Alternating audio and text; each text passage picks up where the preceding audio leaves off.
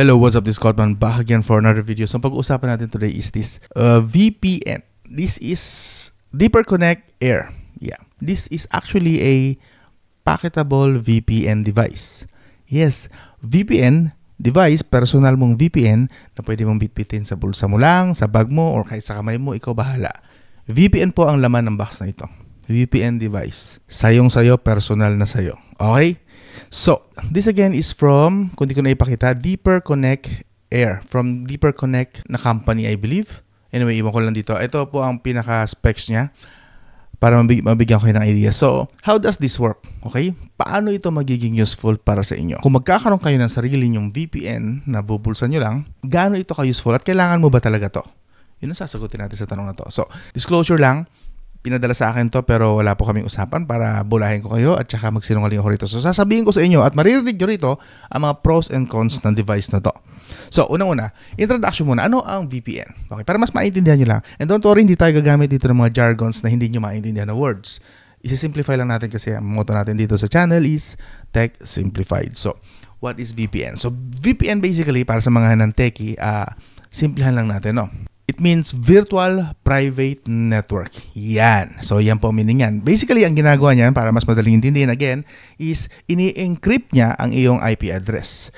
Like, kung gusto mo ng privacy, walang makaalam ng iyong location, walang makaalam ng mga pinag-search mo sa internet, kung ano mga pinag-browse mo, at kung ano man yung mga pinapanood mo sa internet, VPN ang go-to mo. Okay? Or kung gusto mo lang talaga na maiba lang yung bandwidth mo. Minsan kasi may VPN na gano'n na pwedeng mag-improve yung bandwidth. Pero most of VPN talaga is nakakababa ng bandwidth. Like kung minsan 20 Mbps ang speed ng internet mo, bababayan na around 18, 15, 10 Mbps na lang, gano'n. So usually gano'n ang effect. Bihira sa VPN na mas mataas ang bibigay sa'yo. Like 20 Mbps, akit ka ng 30 Mbps. No? Bihira mangyari yan. Most of the time, 99% of the time, nakakababa talaga ng bandwidth ng VPN. So, sa mga nag-expect ka na, pag gumamit ba ako ng VPN, mag-i-improve ba internet ko? Possible, siguro maging stable, pero not really tataas ang bandwidth mo. Okay?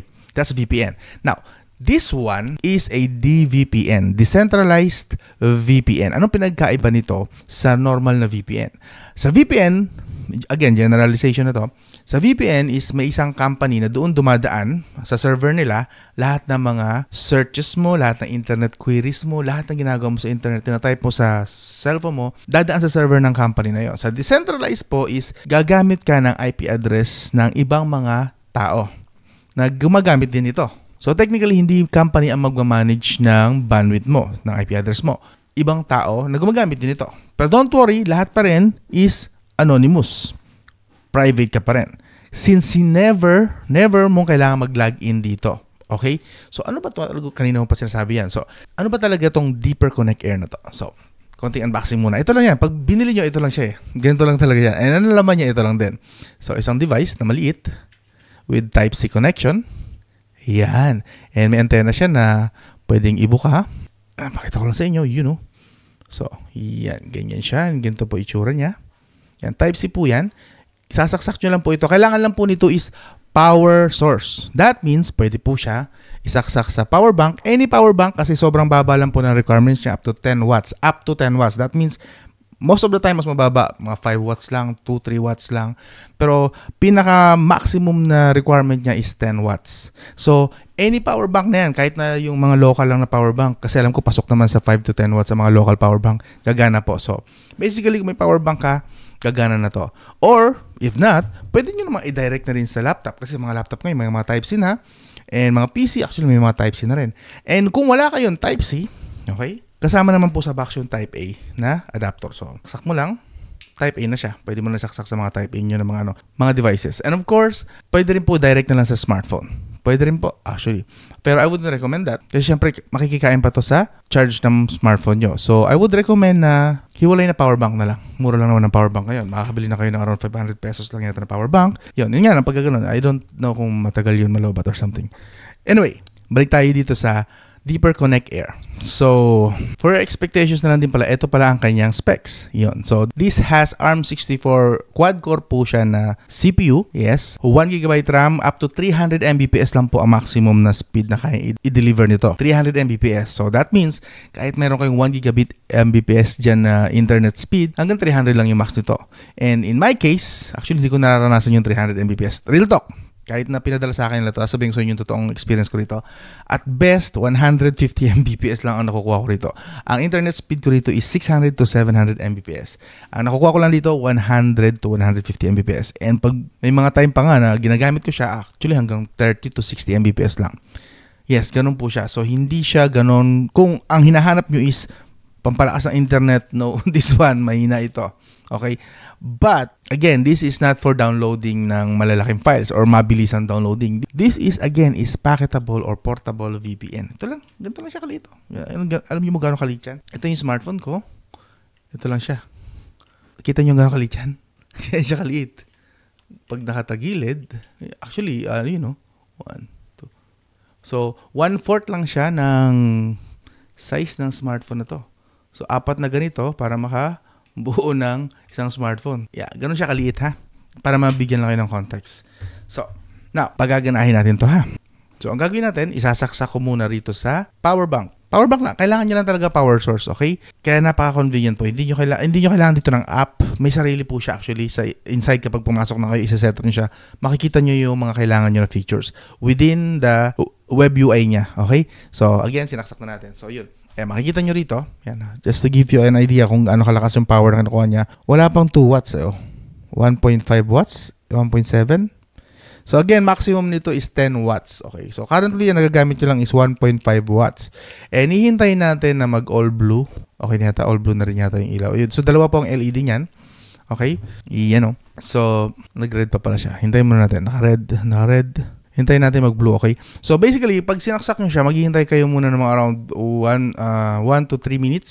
Worst case scenario, 5 minutes. Depende kasi sa network nyo. So, hindi po siya agad-agad gumagana, ha? Baka magulat kayo, ba't ayaw gumana? So, pagkasaksak nyo, even sa first time, ganoon talaga, 3 to 5 minutes. And then, pag nag-blue na siya, all blue dyan sa harap, and blue din dito sa likod, sa taas, saka pa lang siya pwedeng kayo magko-connect sa kanya. So, waiting pa rin tayo. Even after nyo i-set up yan, ganun pa rin ang gagawin nyo. Hihintayin nyo pa rin siya around 3 minutes to 5 minutes yung pinakamatagal. Ayun, nag-blue na. As you can see, blue na and blue din dito sa taas. So, blue na. So, sisilipin natin siya ngayon sa PC natin. Pwede rin po sa Android kung gusto nyo, kung Android lang gamit nyo. Check-in nyo ngayon sa Wi-Fi nyo kung nadidetect siya. So, dapat ang hahanapin dyan is deeper. May lumabas sa deeper. Yun, may lumabas. There, yung deeper na dyan, nakikita nyo yan. Deeper, that's the network na binobroadcast niya. And dito lang tayo sa PC para mas madali, para may screen recording tayo. Iyan, ito. Checkin natin. Ito. So, deeper, supposedly nandito. Yun, there's the deeper.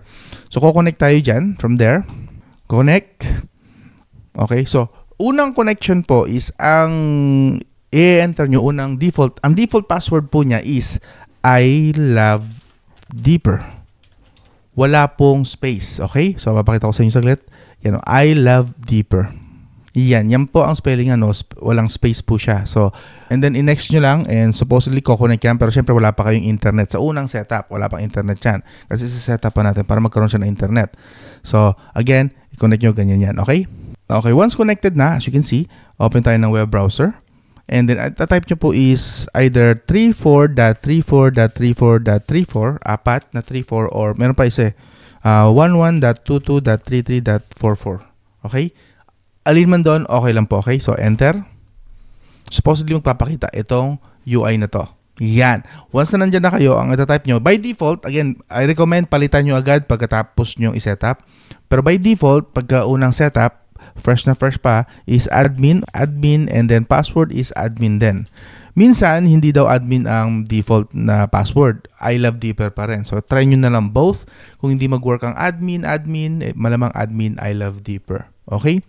So, after that, login na. Okay. Now, close natin. Huwag natin save yan. And kailangan daw ng certificate. Never. Okay. So, ito po ang bubungad sa inyo usually. Yan. So, ito yung mga possible na mga servers na pwede natin connectan from here. Nasa Pilipinas ako, andito. Kita niyo yan. And then, ito yung mga possible ko na pwedeng connectan right now. Okay? So, andito rin nakikita natin yung konsumo sa CPU. Currently, kasi isa pa lang ang kumukonect dito sa unit na to. Nakakonect lang siya sa power bank. So, around 6% na nagagamit. Pero mamaya, once na mag-start na tayo, ayan, tulad yan, Ubuntu, blah, blah, blah. Nagkikick in na yan. Okay. Pagka-login nyo dito sa Deeper Network, punta kayo dito sa settings, then click kayo sa Wi-Fi. From here, and then click nyo tong scan. Ayan. Ang pinaka-purpose nitong scan is, i-connect mo na to. Itong device na to ngayon, i-connect mo sa Wi-Fi sa paligid mo. Okay? Wi-Fi mo sa bahay. Kung gusto mo itong gamitin sa bahay nyo kasi may gusto kang gamitan ng VPN, connect mo sa Wi-Fi mo sa bahay. Pwede po. Like ginagawa ko ngayon, nakakonect siya sa bahay. Or sa SM, sa mga malls na Wi-Fi, public Wi-Fi, i-connect mo.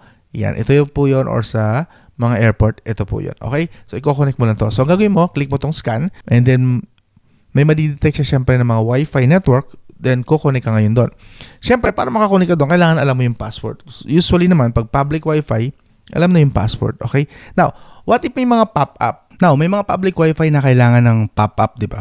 Doon mo na pop-up. So, hindi siya a-appear dito. Ang gagawin nyo muna, connect muna kayo doon sa Wi-Fi ng, like, kunwari, SM Mall. Then, lalabas yung pop-up na bago makakonect daw, kailangan. Para mag-a-add ka ng 5 minutes, 30 minutes, para mag-ganon pop-up. Pagka ganon, connect ka muna doon, then, kunin mo yung URL niya or yung IP address and then saka mo ilagay dito. I-add mo na lang dito and then try mo i-connect using here. Okay? And then from there, pwede mo na siyang i-add or i-connect. Okay? Now, if ever na ganito lang naman siya kasimple, like kunwari yan. Ito for basic users. I-scan muna. And then pipili ka kung 5 GHz o 2.4 GHz, which I would recommend 5 GHz kasi mas mabilis yun. Pero kung 2.4 GHz lang, okay lang din naman yun. Kasi ang ginaganda sa 2.4 GHz, mas malayo ang abot ng Wi-Fi. Sa 5 GHz kasi, best lang yan kung malapit ka dun sa mismong router. So currently, ito yung makikita natin. And then connect tayo sa 5 GHz ko. Type natin yung password. Siyempre, yung Wi-Fi password ko, hindi yung Deeper Connect. Kasi hintay tayo once na na-enter na natin. Ayun, connected successfully. Yan na po yun. Alright. Now, dahil connected successfully na yan, pwede na po natin tong i-set up. Okay? May internet na to ngayon. Yes. Okay. Now, from here, ang una nyong pupuntahan from dashboard dito sa kaliwa, nakikita nyo ba to? Dito sa kaliwa, is punta kayo dito sa DPN. Yan. And then, click nyo itong mode. Make sure na ang gamit nyo ay smart route. Okay? Smart route is, ito yung pinakamabilis at pinaka-recommended, actually nakalagay naman, recommended na settings. Kasi dito, si DPN na mismo or itong Deeper Network na mismo ang pipili ng server para sa'yo. Yung best server para sa'yo. And then, dito naman sa backup tunnel, ikaw nang pipili kung saan mo gusto. At either gusto mo i-disable. Backup tunnel is parang salo. Just in case na bumigay yung ginagamit niyang server, yung napili niyang server, at least sasaluhin ka nung napili mong backup. So, ikaw pipili, which is North America ba, West Europe, East Asia, blah, blah. So, currently, ang gamit ko ngayon ay East Asia lang muna. Okay? Again, ikaw ang pipili niyan. And then, click yung apply lang. Okay? Now, aside from smart route, para maunawaan nyo lang din to siguro to, pwede kayong pumili ng full route. Full route is mas mabagal lalo. Okay? Pero mas safe ito at mas yun nga lang, mas konting advanced using dito. Pagpili natin yan, siya parang naka-specific. Tulad dito. Paglipat natin sa full route, pinili niya lang specific is America. Yun na yan. Isa lang pinipili na. Unlike sa smart route, pwedeng multiple na server or multiple nodes, okay? Or IP address. Parang, kung saan mas madali yung intindihin nyo. Multiple IP address agad, nakahanda ng piliin niya anytime. So, that's smart route. So, ito muna i-recommend ko for beginners. Pero once na medyo na gamay mo na to, you can go for full route. You can choose which yung gusto mo na server, okay? So, disabled is gagamit na siya ng local IP address mo. Yung mismong IP address mo. So, that means hindi ka protected, hindi ka encrypted. Kitang-kita ng lahat kung sino man ang nag-i-snoop or nagtatrack sa'yo. Kitang-kita na lang yung IP address mo at kung ano yung mga ino-open mong website. Okay? Kapag ka kumo-connect ka sa mga public Wi-Fi, yun, isa pala yun sa mga pinaka-benefits niya, no? Kung mahilig kang kumonect sa public Wi-Fi, sa mall, sa airport, highly recommended na may ganito ka. Yan yung mga taong kailangan talaga to, I believe. May sarili kayong VPN sa inyong pulsa. Ito yon. Kapag may ganito ka, kumunik ka ng kumunik, hindi mo kailangan mag-worry about your privacy. Basta public Wi-Fi ang kinunika mo. Very good ito. Hindi makikita kung binibisita mo, sino ka, saan location mo, etc. etc. Very good to. Public Wi-Fi sa airport, especially sa airport. Naku, napakadelikado sa airport. Meron ka nito, very good John. So anyway, balik tayo sa smart route. Papakita ko lang sa inyo saglit bago tayo magtuloy-tuloy sa iba pa mga settings niya. No? Kapag nakakonect ako sa normal kong Wi-Fi, as you can see, normal na Wi-Fi ko yan, hindi po yan deeper connect. Yan, that's Markman. Pag pumunta ako sa Netflix, pakita ko lang sa inyo. At in-enter ko yung Walking Dead. Walking Dead, bali Netflix Philippines po ang gamit natin dito. Pag in-enter ko yung Walking Dead, hindi lalabas ang Walking Dead dito. That means, hindi pare-pareho yung library kasi ni Netflix. May mga series at movies si Netflix na available sa ibang bansa like the US na hindi available dito sa Philippines. Yes. And actually, medyo nandismaya nga rin ako kasi di ba mayroong One Piece sa Netflix Philippines. Pero hanggang, hindi ko nagkakamali, hanggang Marineford lang. And then, jump na agad sa current ngayon na ayan, natutukoy ko. This Marineford, and then jump na agad sa Egghead. Hindi na dumaan kina Big Mama or something. Pero, kapag ginamitan nyo to, which is nasa US tayo ngayon, gamit natin is US, kung di ko nagkakamali, di pa tayo sa DP. Pakita ko lang sa inyo saglit, ha? Hindi ko nagkakamali, yes. Isa sa mga nodes na gamit natin or IP address is sa Amerika. Okay, so, kapag inopen natin ngayon dito ang Netflix, yes. Pasok tayo. And then, pakita ko lang sa inyo saglit, ha? So from here, check natin, Walking Dead, yung kanina, natin. Kanina wala, di ba? Again, walang Walking Dead sa Netflix Philippines. Pero dito sa Netflix US, may Walking Dead. Kompleto. Meron silang The Ones Who Live, pati yung Daryl Dixon, meron din silang Fear. Kompleto rito ang Walking Dead. Up to, kung di ako nagkakamali, up to 11 seasons pa. Tama, di ba? Kompleto na yun, di ba?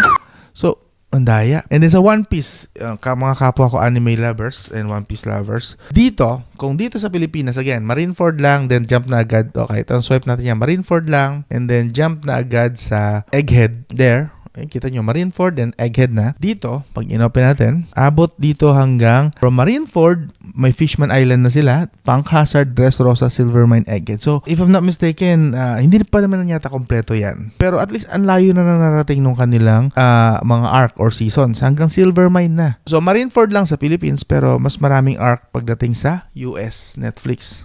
Unfair, di ba? Actually, marami pang TVs and movies na available sa US na hindi available sa library ng Netflix Philippines. So, isa yun sa mga benefits or advantages ng paggamit nitong Deeper Network. Okay? Again, sarili, personal mong VPN ito.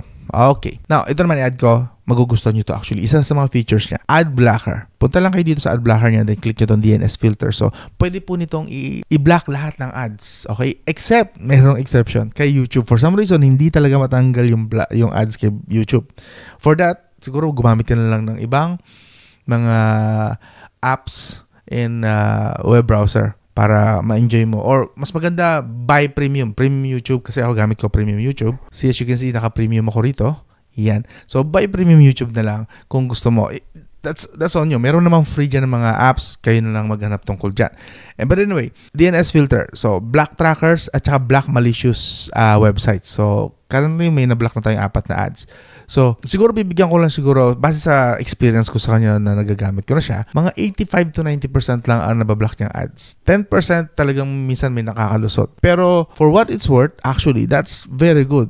That's better than walang nabablock na ads. Okay? And of course, sarili kong VPN po ito. Alright? Anyway, kung gusto mo naman na mas marami pang ads, actually, nag-update sila every now and then ng certificate or listahan ng mga ads na i-filter. So, ang gawin mo lang, i-click mo tong HTTPS filter. Yan. Then, i-click mo lang, pili ka lang kung ano ang gamit mong device. iPhone ba? macOS, Windows, Android, Linux. So, Windows, click mo lang tong click download certificate and then follow mo lang itong instruction nila.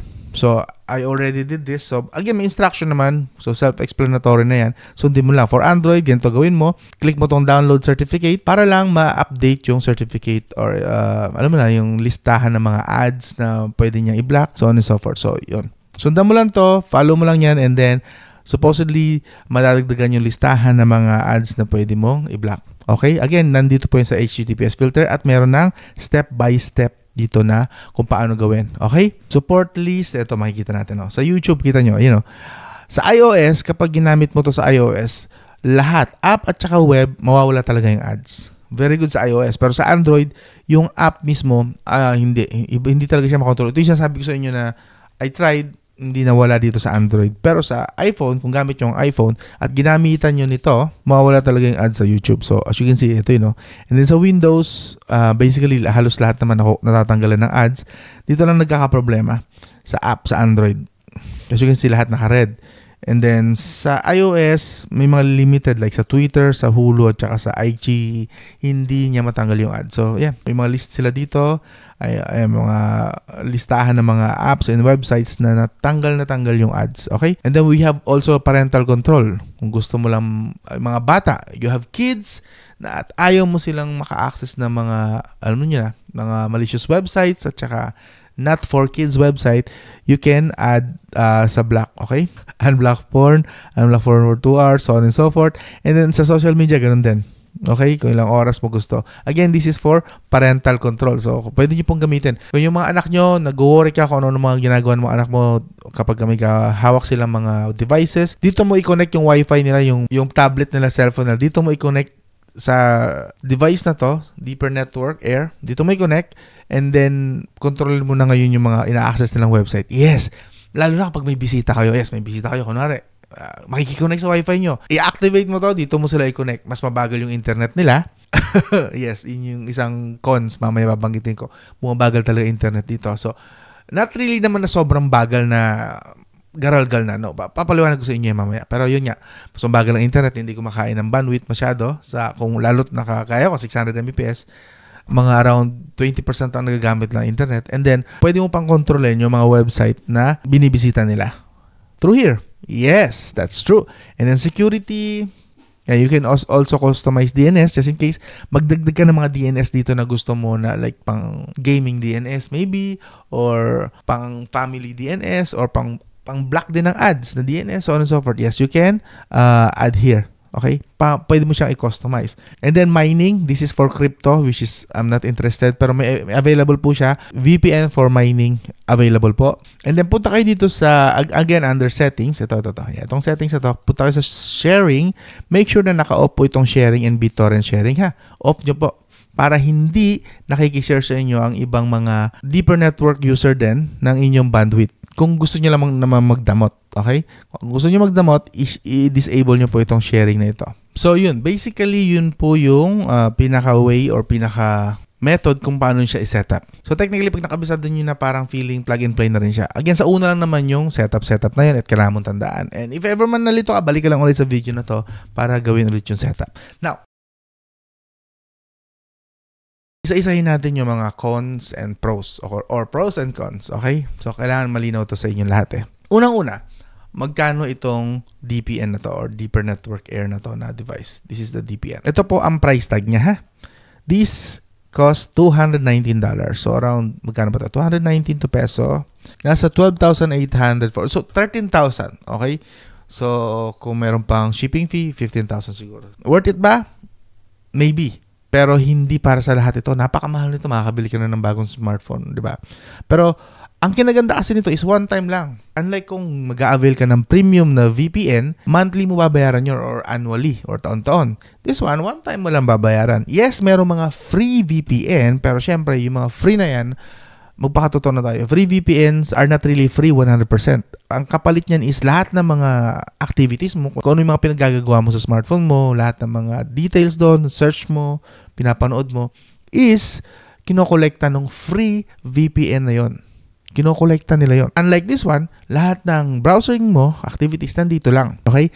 Ngayon, yung IP address na ginagamit mo sa ibang bansa is gateway lang yon. Okay? So, from here, dadaan siya dito, nafi-filter na rito, and then paglabas nito at makikigamit na ng ibang servers, ibang nodes, ibang IP address, is hindi na nila alam yon. Hanggang dito lang talaga, walang nasi-save sa ibang lugar. Nandito lang nakasave lahat ng ginagawa mo, lahat ng sinesearch mo, lahat ng tinatype mo nandito lang sa device na to, sa gadget na to. Again, nasa pros pa lang tayo, mamaya sabihin ko sa inyo yung cons. Another good thing is, USB lang siya, and ang kailangan nyo lang para gumana is power source. Power bank lang. Actually, pwede nyo po siyang i-direct sa mga saksakan nyo. Kung meron kayong charging brick ng smartphone, yung slow charging lang. Hindi nyo kailangan dito ng fast charging. Kasi nga, 10 watts lang po ang requirement niya. At hindi niya nga actually nagagamit yung 10 watts. As you can see, 1.3, 1.5 watts lang yan. No?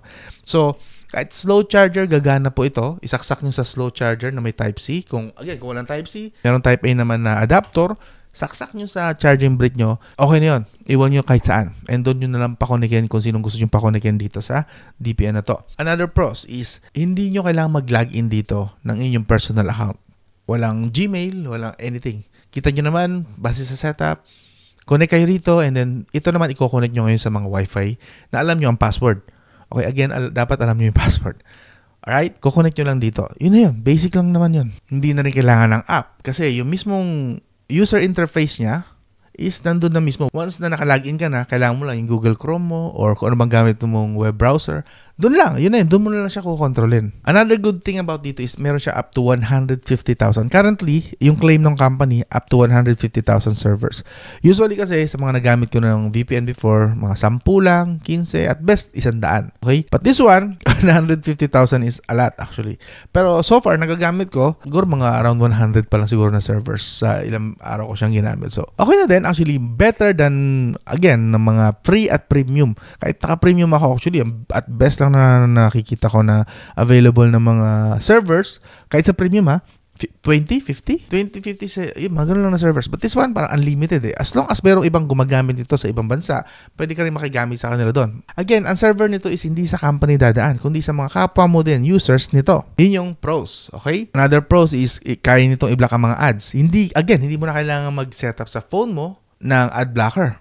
Dito na lang, and then, kung muna ka rito, matik, mabablock na yung ads. Diba? Best din ito kung mahilig kang makikonnect sa public wifi. Siguro yung mga businessman, mga nagta-travel na kumukonect sa airport. Ito yan. Okay?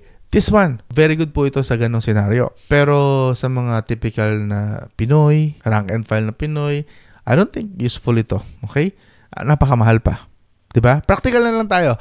Yes, napaka-promising ng product nito, pero mahal po yun sa 13,000 pesos. Yan, nakikita nyo. Ito. Hindi po practical to, okay? So, not for all. Sa mga afford lang talaga to magiging parang enticing or nakakawaw. And of course, dahil dito, pwede mo nang i-access yung mga bansa, mga content nila, mga local content nila sa bansa nila nang hindi mo kailangan na mag-install ng kung ano-ano pa. Basically, kaya nitong lumusot sa mga geofences. Alam niyo na mga bansang hindi naman pwedeng i-access.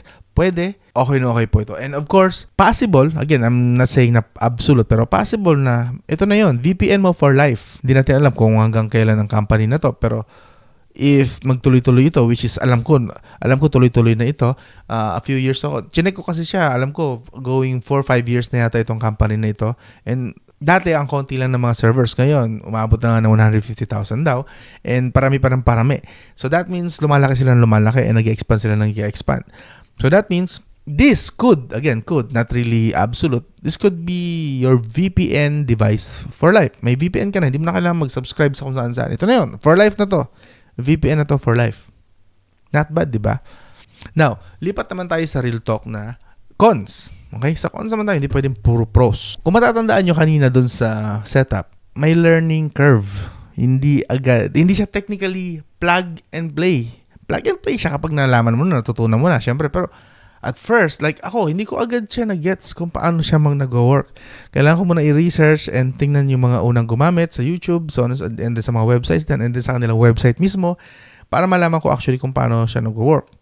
So, may learning curve din. So, kung hindi ka techie, hindi ka mahilig mag-research, walang silbi sa'yo ito, diba?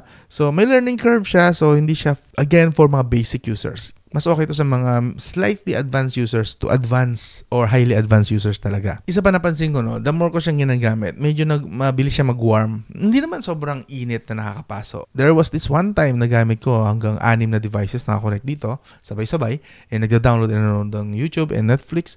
Hindi naman siya ganun ka nakakainit, okay? Power bank, warm lang, hindi siya mainit na mainit. Warm lang at best. Warm lang talaga siya. Hindi ko na-experience na nag-heat up. And kahit tuloy-tuloy na gamit. Ito another cons na kailangan i-address ko to. Wi-Fi or third-party Wi-Fi dependent siya. Okay? This means, gagana lang po ito kung meron kang Wi-Fi na makokonekan. Okay? Like, pwede naman sa hotspot mo, gusto mo gumamit ng VPN, mag-hotspot ka. And then, doon may connect. Parang ang gulo, no? Hotspot, tapos kukonect mo rito. Again, best scenario lang yun kung meron kang second smartphone na doon ang hotspot, kukonect to ngayon doon sa hotspot. And then, yung totoong smartphone mo, dito mo siya i-connect. Hassle. Pero basically, yun nga ang bottom line. Third-party Wi-Fi dependent siya. Ibig sabihin, kailangan mo pa ng extrang Wi-Fi, yung totoong source ng internet para gumana. Wala siyang sariling SIM card slot. So, I think it would be best sa next iteration nila sa future, maybe may SIM card naman na version na ganito. And then dito na kukonect. Parang hindi na gagamit ng public Wi-Fi. Or parang option na lang yung public Wi-Fi. And then, if ayaw mo talagang makikonnect sa public Wi-Fi, like nasa lugar ka na wala talagang public Wi-Fi, wala kang kukonect ng public Wi-Fi, pero meron namang mobile data signal, sana meron sila nilagay dito na SIM card. Think ko, yun yung pinakasabihin ko, best talaga, best case scenario or talagang, siguro talagang pwede ko sabihin na, uy, highly recommended na to kahit na ganun pa siya ang presyo niya. May VPN ka na, secure ka na, safe ka na. Tapos may sarili pa siyang source of internet. May SIM card. That point, siguro talagang bibigyan ko to ng 2 thumbs up. But for now, yun ang isa sa weakness niya. Third-party Wi-Fi dependent siya. Kailangan pa ng third-party Wi-Fi or another Wi-Fi connection para lang magkaroon ng internet dito. Otherwise, hindi siya gagana. Yun na yun. And then another cons is hindi niya talaga totally natatanggal ang ads sa YouTube. Minsan, kaya, but most of the time, hindi. Yun yung pinaka-case doon. And then, ito naman, last na to, na cons na napansin ko sa kanya is possible din na maging concern to ng lahat kapag ginagamit ito is kapag ka online ito, yung IP address mo, yung device mo, itong device na to as a whole, itong device na to is pwedeng maging nodes or isa sa mga pathway ng ibang user din nito. So that means, kung nasa US, kunwari, yung nag-avail nito, kailangan niya ng IP address na galing sa Pilipinas, possible na yung IP address nito na, gagamitin niya rin. And then, like I said, di ba, hindi po company ang magiging server or isang company lang ang magiging source ng server. Dito sa decentralized na to is lahat ng mayroong ganito is possible na ikaw ang server.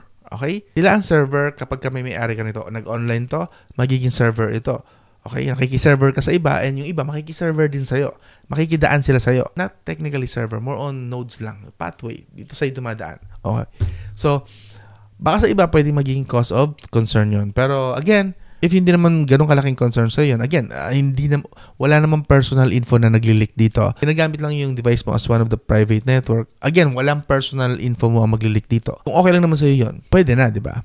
Again, those are the cons. Siyempre, hindi lagi yung pros and cons. So, nasa inyo yun. For me, can I recommend this? No, not really. Sa Pilipinas, at least sa mga circle of friends ko at saka the people I know, hindi ko nakikita na gagamitin nila ito or magiging importanteng gadget sa kanila ito. No, I don't think so. Is this useful? Yes, at some point at saka sa mga specific lang ng mga tao. Pero as it is right now, no, I don't think this is useful. But like I said, again, piling-pili lang syempre ang taong magiging iisipin na useful ito. Nasa inyo yan. Pero right now, for me, yun nga, kapag nagkaroon na to ng SIM card support, pwede nang saksakan ng SIM card, maybe magbabago ng konti yung pananaw ko rito. But right now, no, I don't recommend this. Since nasa akin naman na to, bigay na sa akin to, I will keep this syempre and gagamitin ko to for my emergency purposes. Possible baka hindi ko ibenta to. I'm not sure. Pag-iisipan ko. Pero sobrang bihira ko kasi gamitin eh. Benta ko na lang kaya ito. Benta ko na lang, no? Anyway, kung interesado kayo, abangan nyo na lang to sa FB page. Bihira ko itong gamitin eh. So, sa sobrang bihira na yun, pwedeng gumamit na lang siguro ako ng ibang VPN app na lang, no? Anyway, again, abangan nyo na lang ito sa FB page kung ibebenta ko o hindi. Pinag-iisipan ko pa kung ano magiging papel nito sa mga collection ko ng mga gadgets. Again, this is the Connect Deeper Air. Okay? Yan. And kung interesado kayo, iwan ko ang link nito sa video description. This is Cotman. I'll talk to you again soon.